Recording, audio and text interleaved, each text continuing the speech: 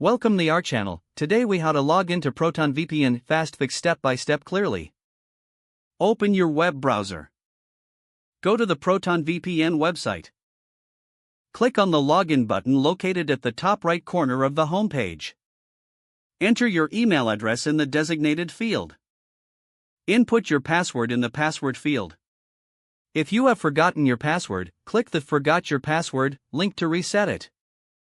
After entering your credentials, click the Login button.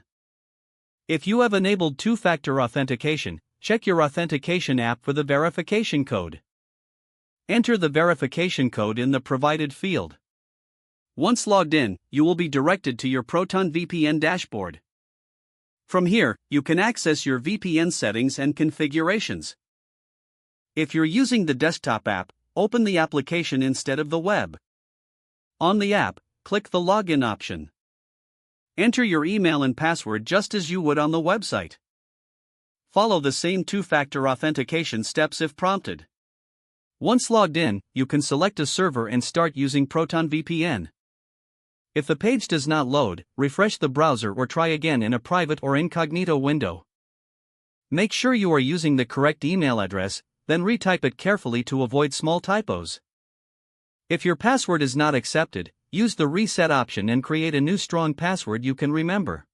Check your spam folder for verification or security emails, then complete any requested confirmation steps.